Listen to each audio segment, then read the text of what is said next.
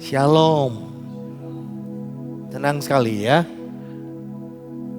Ini hari terakhir doa kita. Kita sudah belajar ini simbol yang ke-8. Simbol, metafora, lambang.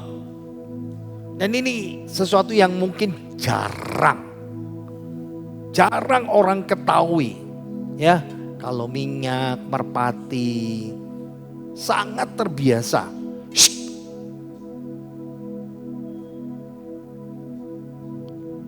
Sangat terbiasa untuk bisa melihat, mendengar. Tapi hari ini kita mau belajar Roh Kudus itu dengan simbol pakaian. Nah, di dalam Alkitab kita, pemberian jubah itu, pemberian jubah, saya balik lagi yang seperti ini. Nah, orang diberi jubah, ya ini salah satu dari simbol Roh Kudus. Memang simbol ini tidak ada dalam kitab Perjanjian Lama.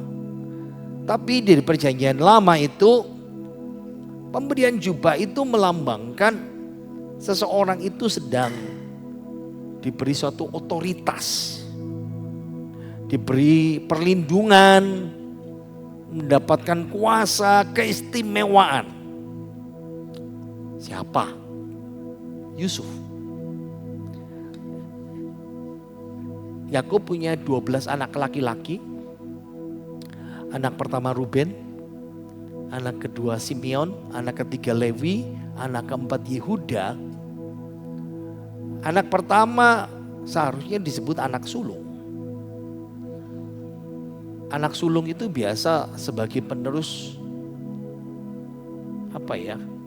ketua, kepala tribe orang bilang.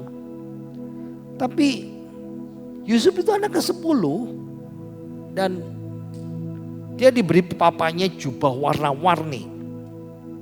Kalau sudah ikut Bible class,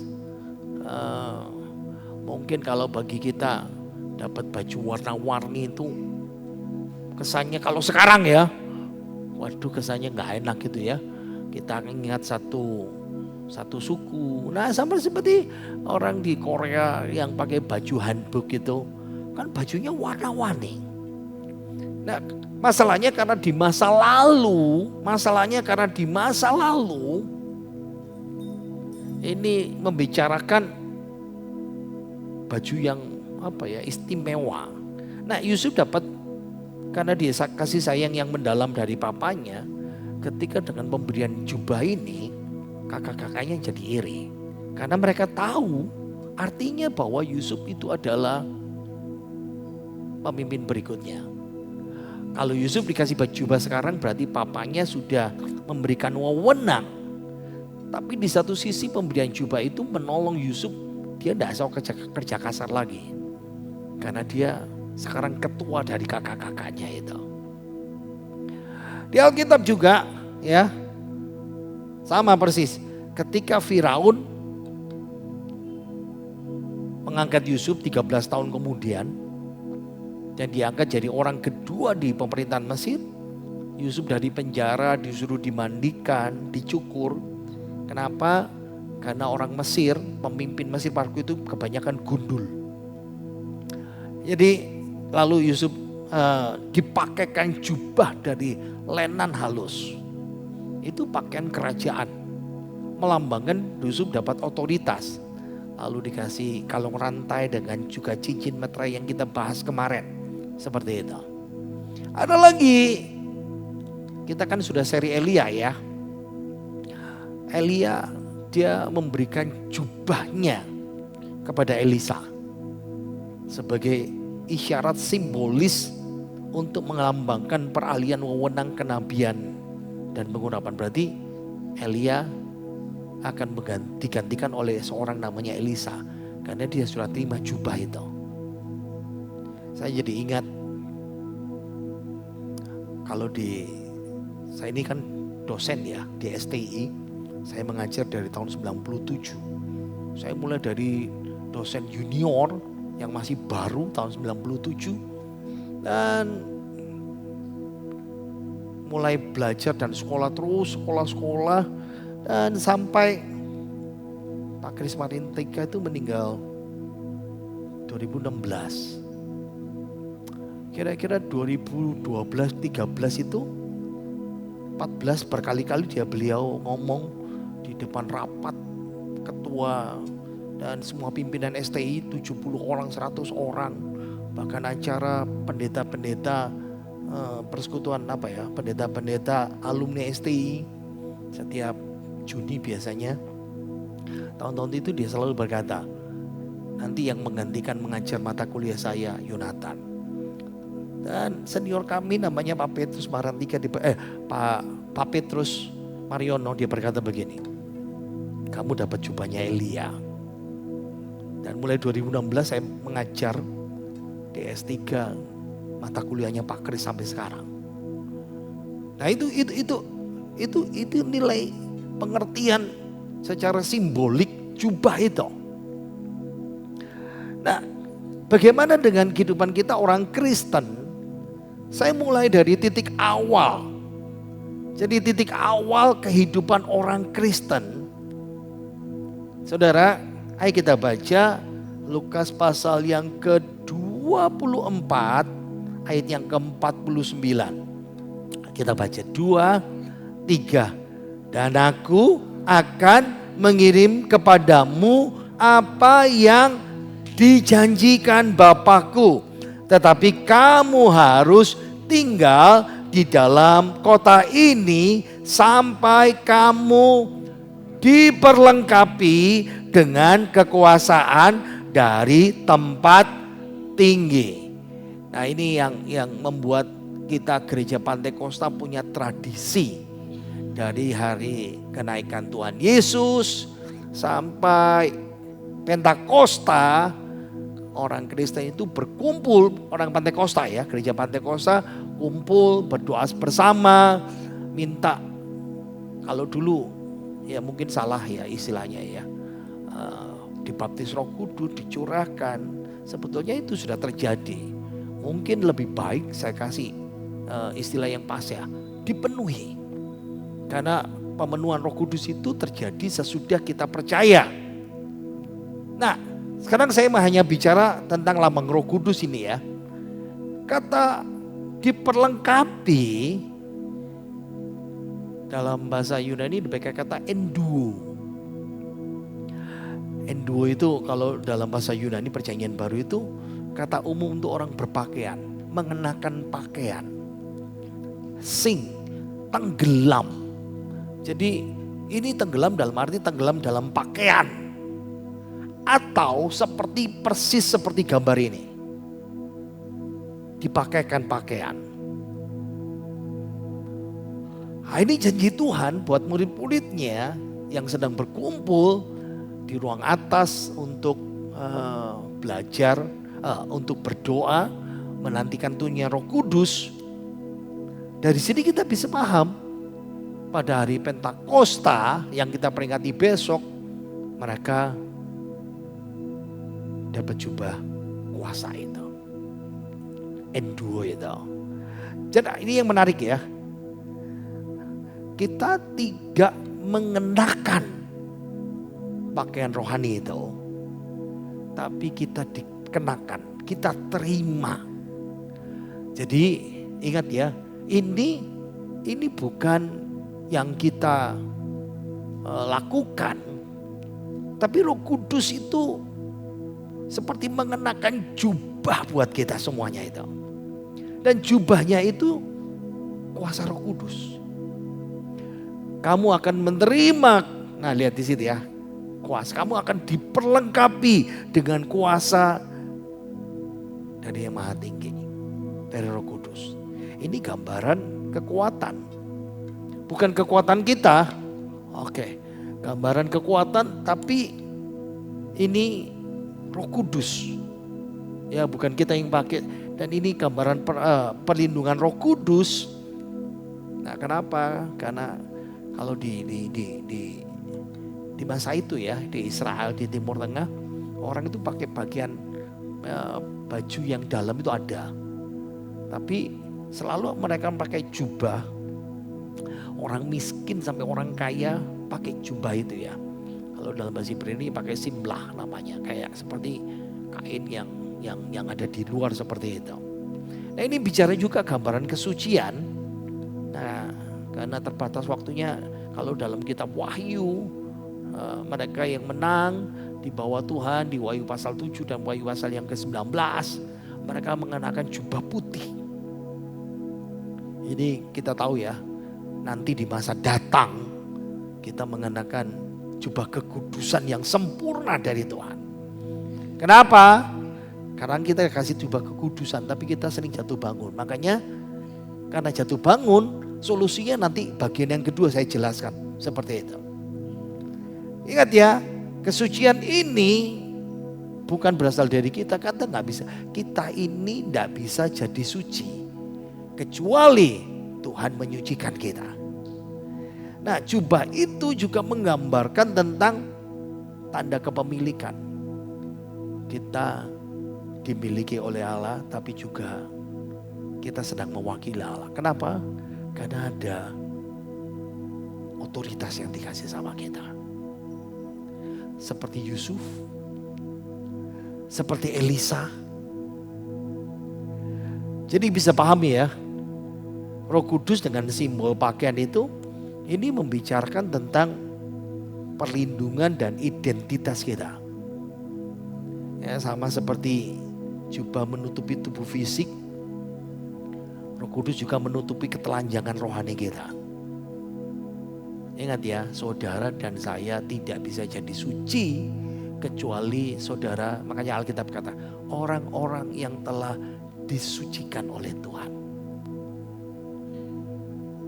Ingat, tapi ini juga menawarkan perlindungan. Memang baju yang di luar itu kalau pada masa perjanjian lama, tapi juga perjanjian baru juga sama ya. Tuhan sudah bilang, kalau ada orang miskin, jubahnya itu cuma satu. Dan jubah itu dipakai juga. Nah jubah itu biasanya pagi pergi kerja ya dipakai. Nah tapi kalau sampai di tempat kerja ditaruh. Nah pulang malam hari, jubah itu jadi selimut mereka. Ya, sama seperti kalau di Indonesia zaman dulu itu orang kan pakai sarung ya, seperti itu ya. Yang kedua, ini membicarakan juga masalah transformasi batin kita. Kita dikenakan jubah itu, ini perlengkapan rohani supaya kita bisa menjalani hidup yang mencerminkan kemuliaan Allah. Nah, ingat ya, kita dulu orang berdosa. Bagaimana Tuhan bisa pakai kita? Mau enggak mau, itu yang membawa perubahan dalam kehidupan kita. Tapi jubah ini juga membicarakan soal wewenang. Wewenang dan panggilan kita.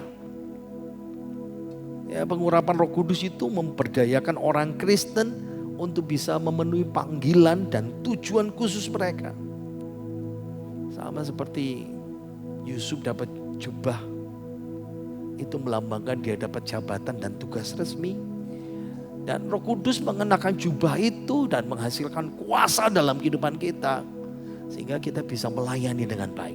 Makanya kenapa ini saya taruh di bagian yang paling akhir dari semua simbol ini.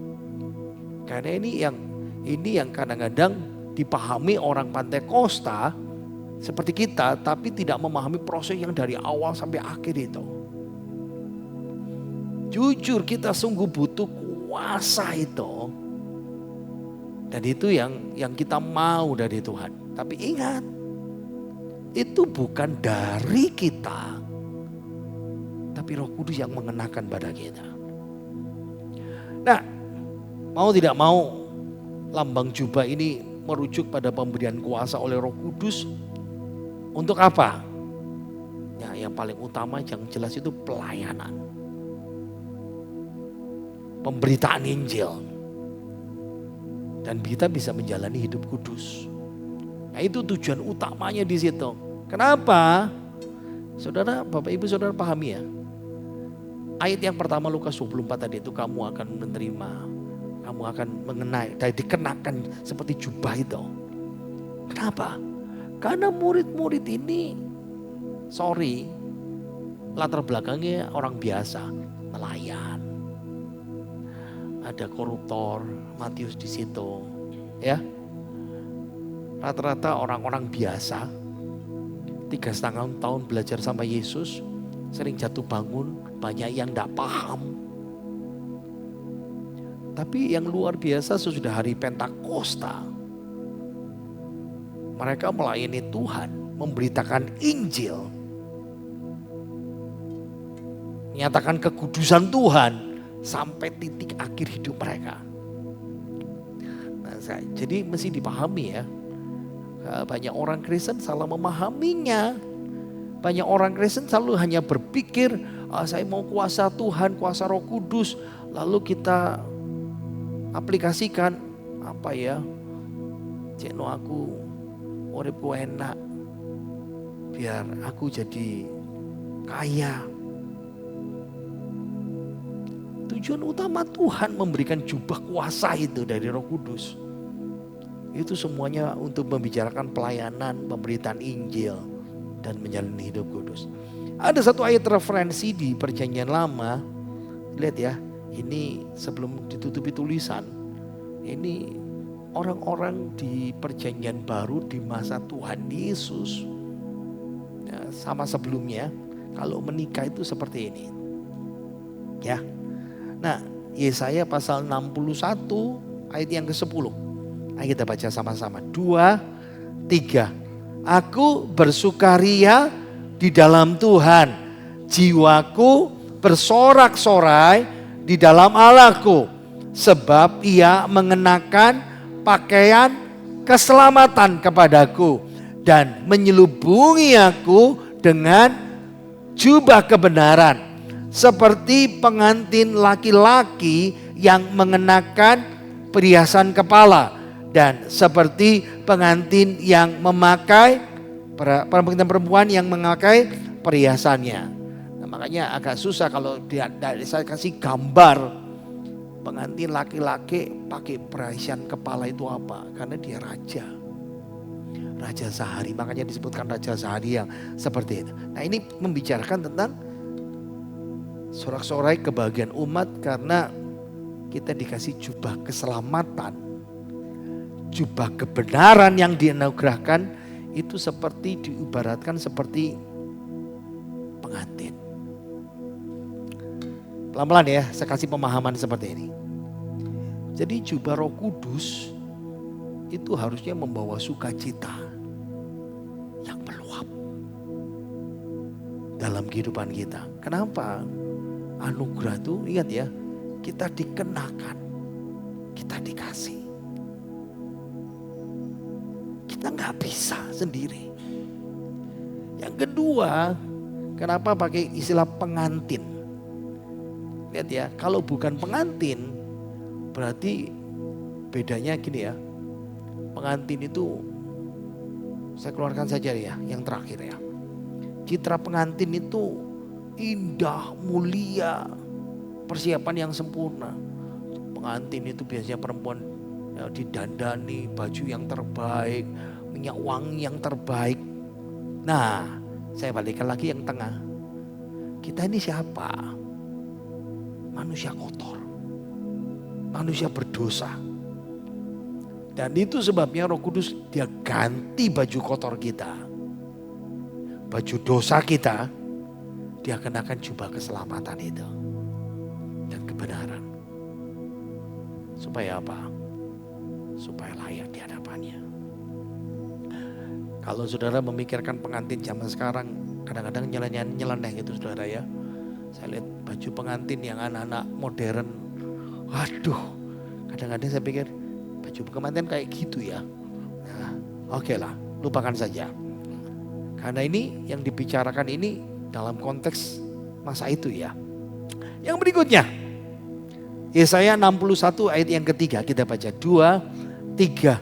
Untuk mengaruniakan kepada mereka perhiasan kepala ganti abu, minyak untuk pesta ganti kain kabung, nyanyian puji-pujian ganti semangat yang pudar, supaya orang menyebut mereka pohon tarbantin kebenaran tanaman pohon Tuhan untuk memperlihatkan keagungannya.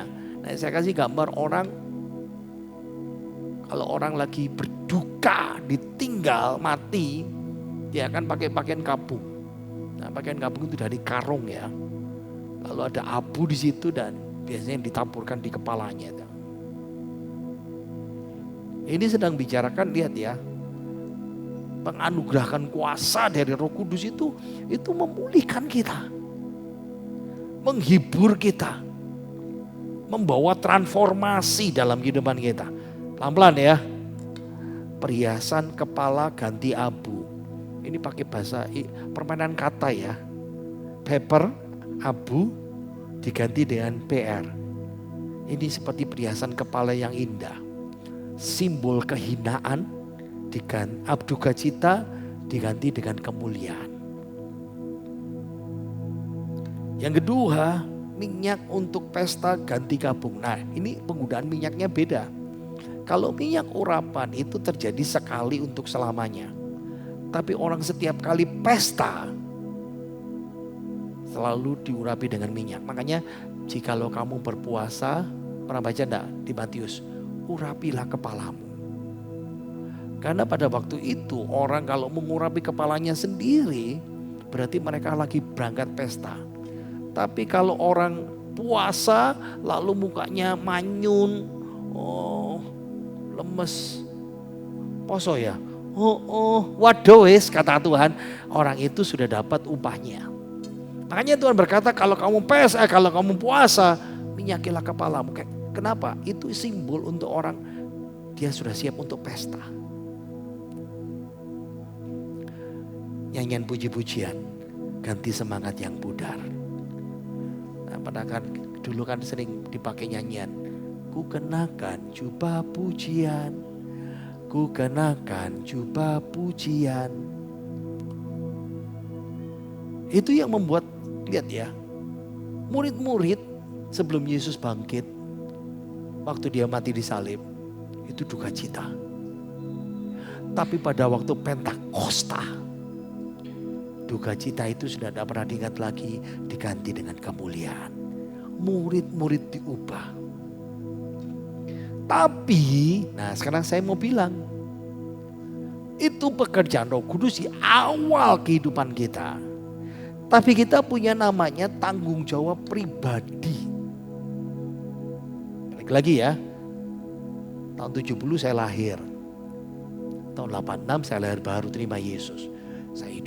Saya diurapi Roh Kudus, saya dimeteraikan Roh Kudus, saya dijamin Roh Kudus.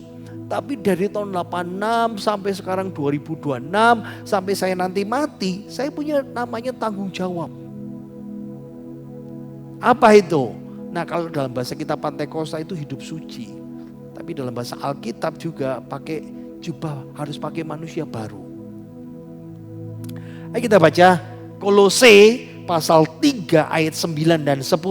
2, 3. Karena kamu telah menanggalkan manusia lama serta kelakuannya dan telah mengenakan manusia baru yang terus menerus diperbaharui untuk memperoleh pengetahuan yang benar menurut gambar kalengnya.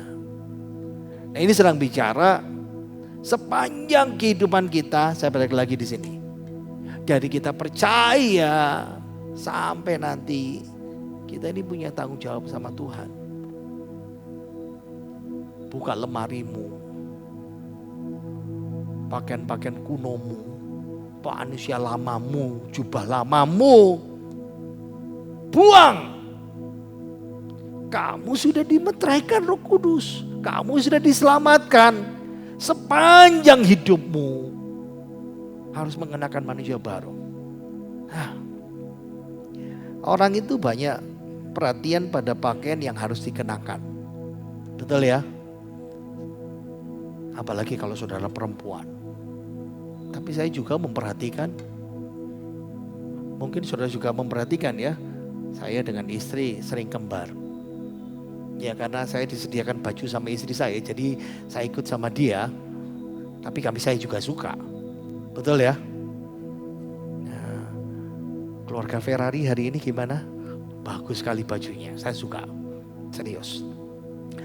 Kita berhak untuk memilih apa yang kita mau pakai atau yang kita mau tanggalkan. Suka-suka aku dong. Aku mau kayak gini, aku mau kayak gitu. Kok ngelarang? Tapi yang menarik, perjanjian baru memberitahu kita, bukan kamu yang ngatur. Roh Kudus bilang, kamu harus pakai ini. Bukan mau kita. Ingat, kita sudah diberkati dengan jubah kuasa Roh Kudus. Nah, lihat ya, saya keluarkan saja. Baca dulu jubah lama. Kolose pasal 3 itu ya. Ini konteksnya di situ. Apa saja? Baca. 2, 3. Percabulan, kenajisan, hawa nafsu, nafsu jahat, keserakahan, penyembahan berhala, marah, geram, kejahatan, fitnah, kata-kata kotor, dusta. Nah, itu pakaian lama kita yang suka kita pakai. Kalau saudara lihat lemari saya, ada pakaian lama yang saya suka tiap malam. Dan warnanya tidak putih lagi tapi sudah mangkat. Dan istri saya berkata, buat apa? Enak tidur pakai ini. Paham ya? Karena kita suka manusia lama kita.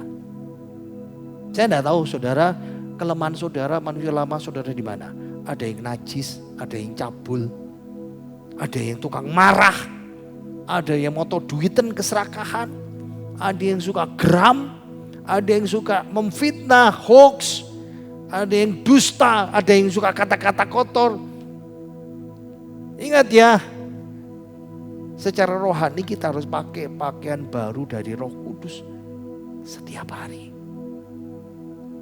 Jubah Roh Kudus itu mendasarkan penampilan kita bukan egois apa kataku, tapi kesalehan hidup kudus. Kenapa? Ingat ya, dulu kamu percaya hidup lamamu sudah gak muat, sudah gak cocok. Tapi kita suka baju itu terus. Makanya kadang-kadang kita melukai orang dengan jubah lama itu. Seharusnya kita pakai jubah baru yang baca di atas ya. 2, 3. Belas kasihan, kemurahan, kerendahan hati, kelemah lembutan, dan kesabaran, mengampuni, kasih sebagai ikat pinggang pemersatu. Kalau saya masih pakai ikat pinggang, karena fungsinya harus naruh ini, saudara ya. Tapi juga bisa bikin kita kedodoran seperti itu.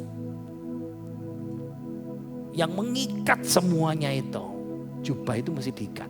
1, kasih. Wow. Ini jujur aja, baju lama kita, manusia lama kita, kalau di lemari itu banyak. Betul ya? Penuh. Dan kita gak mau ganti. Suka-suka aku dong. Ini kan urusanku. Tapi Roh Kudus sudah bilang sama kita. Saya balik lagi sama saudara ya. Lihat. Roh Kudus bilang pakai baju baru.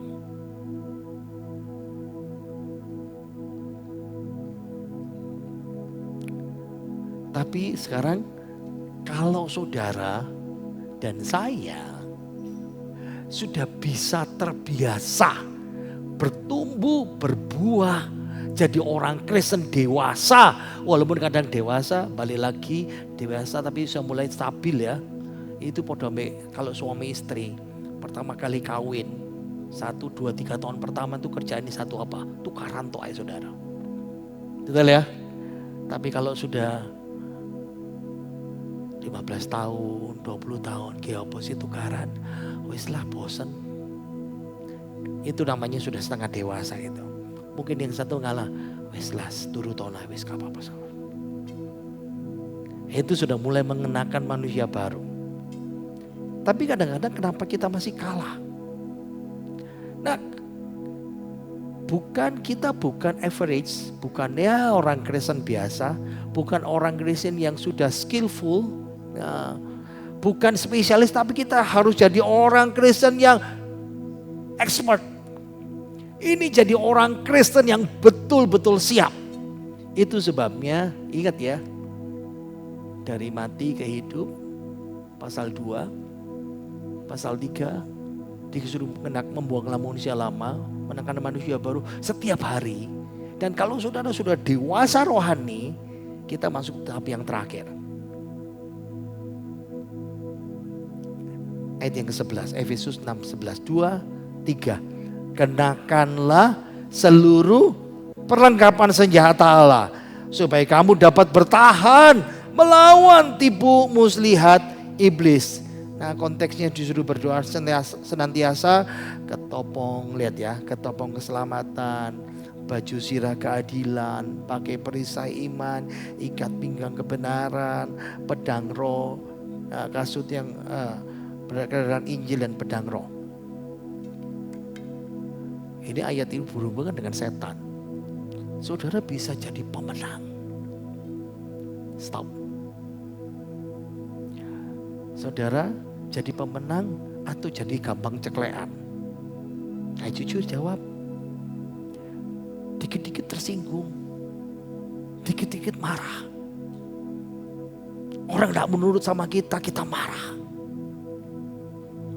Saudara belum tahap pemenang. Saudara masih tahap manusia lama, jubah lama dengan jubah baru. Karena kita masih ego. Belum bisa disebut prajurit Kristus yang siap untuk berperang.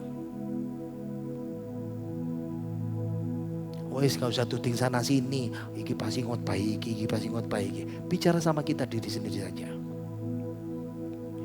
Di mana kita berada?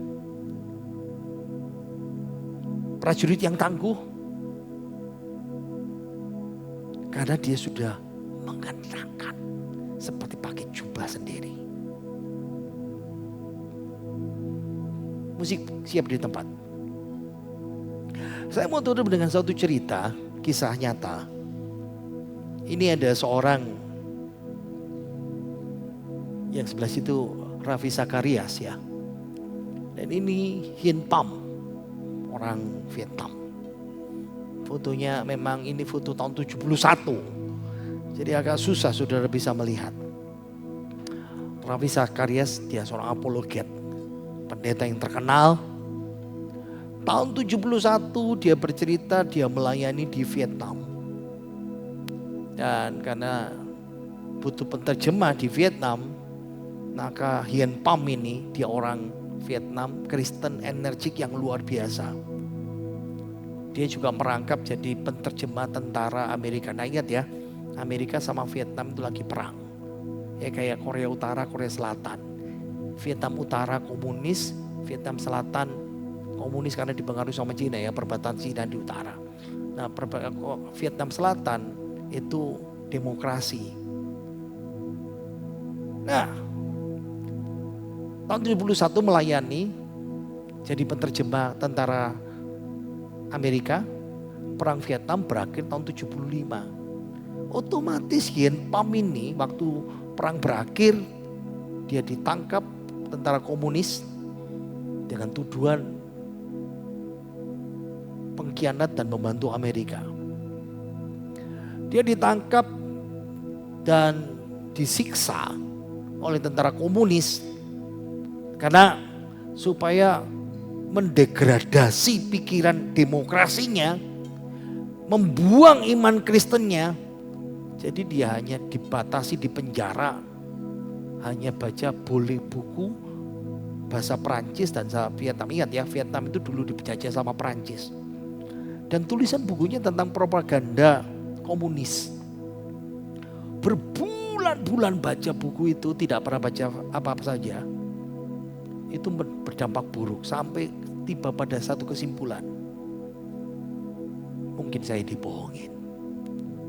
mungkin Tuhan tidak ada. Mungkin dunia barat sudah menipu saya. Jadi tentara Vietnam komunis menganggap bahwa dia sudah mulai berubah. Sampai Hien ini ambil keputusan, besok saya akan meninggalkan Yesus. Besok saya tidak lagi berdoa, besok saya stop iman saya, besok saya sudah tidak percaya Yesus lagi. Saudara tahu, Tuhan bekerja dengan luar biasa. Ketika dia memutuskan itu, dia ditugaskan sama tentara Vietnam membersihkan jamban WC. Saya boleh cerita yang corok dikit. WC kita kan kita duduk atau jongkok langsung diflaskan sekarang. Tapi pada waktu itu kalau orang Vietnam yang di kota dia kan itu ya, sorry kasar ya, di ember atau di pispot. Jadi dia bertugas untuk membersihkan itu semuanya. Wah. Waktu dia bersihkan di jamban itu, pispot itu, ingat ya, itu di orang buang air di situ dan biasanya sore atau besok paginya orang kumpulkan. Betul, ada yang ambil karena itu mau dipakai untuk apa namanya? Difermentasi jadi pupuk. Dan anak Tuhan ini yang sudah memutuskan aku mau berhenti imanku, dia dibersihkan satu deret jamban itu semuanya dia. Dan di salah satu, sorry kotor ya, pispot itu mesnya tentara. Ada kertas tisu, tapi dia lihat, karena di biasa bahasa, kan dia pintar bahasa Inggris ya, hanya boleh bahasa Perancis dan bahasa Vietnam itu pun banyak komunis. Jadi dengan dia lihat dari, maaf ya, kan orang buang air kan pakai tisu. Nah tisunya itu ternyata kertas. Bercampur dengan yang warna coklat-coklat itu. Saudara-saudara munak-munak ini, dengarkan baik dulu ceritanya. Bahasa Inggris. Jadi dia kumpulkan semuanya, tapi dengan hati-hati diambil kertas itu karena dia ingin baca, dibersihkan bekas-bekas orang itu. Dicuci dan pasti baunya ya. Sembunyi-sembunyi karena dia tidak pernah baca buku bahasa Inggris lagi. Dan malam itu ketika orang tidak ada yang dia baca, ternyata kita baca Roma pasal 8. Tisu toilet itu 2, 3. Kita tahu sekarang bahwa Allah turut bekerja dalam segala sesuatu untuk mendatangkan kebaikan bagi mereka yang mengasihi Dia, yaitu bagi mereka yang terpanggil sesuai dengan rencana Allah. Siapakah yang akan memisahkan kita dari kasih Kristus? Penindasan atau kesesakan atau penganiayaan atau kelaparan atau ketelanjangan atau bahaya atau pedang. Sebab aku yakin bahwa baik maut maupun hidup, baik malaikat-malaikat maupun pemerintah-pemerintah, baik yang ada sekarang maupun yang akan datang, atau kuasa-kuasa, baik yang ada di atas maupun yang di bawah, atau sesuatu makhluk lain yang keras, tidak akan dapat memisahkan kita dari kasih Allah yang ada di dalam Kristus Yesus Tuhan kita.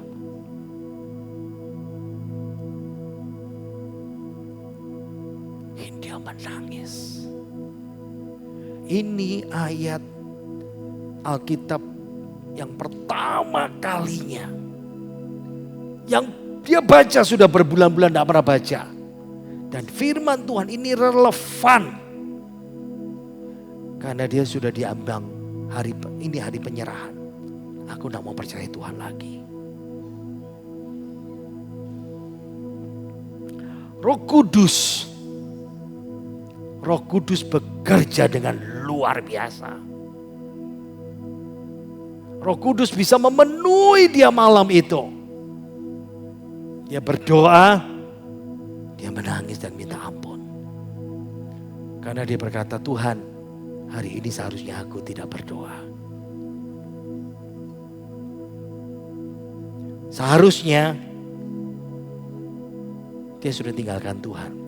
Tapi karena dia temukan kertas lembaran sobekan Alkitab, ternyata dia baru tahu ada satu tentara Vietnam yang membenci orang Kristen, rampas Alkitab. Jadi tiap kali dia buang air, dia sobek Alkitab jadi kertas tisu dia. Tapi Hin tahu, dia langsung minta, tolong, konsentrasi ya, tolong. Dia minta sama tentara yang menugaskan dia, saya tugaskan setiap hari di jamban ini. Belasan jamban dia bersihkan, tapi Tuhan bekerja luar biasa. Bagi penyiksanya, Alkitab itu sampah, kertas tisu, toilet. Tapi bagi Hin, ini emas berharga yang dikirim sama Tuhan. Berbulan-bulan setelah dia dibebaskan, dia lari ke Amerika, dia ketemu Ravi Zacharias 17 tahun kemudian, tahun 87. Sekarang Tuhan jadikan dia pengusaha diberkati di Amerika Serikat. Bapak Ibu Saudara, ada masa di mana saudara dan saya, kita putus asa, kita kebingungan. Ada masalah, mungkin engkau sudah mempertanyakan Tuhan dan meragukan Tuhan. Penting bagi kita, ingat ya, Roh Kudus itu yang memberikan kekuatan untuk menyimpan firman Tuhan, yang menjadi kekuatan kita di masa-masa sukar.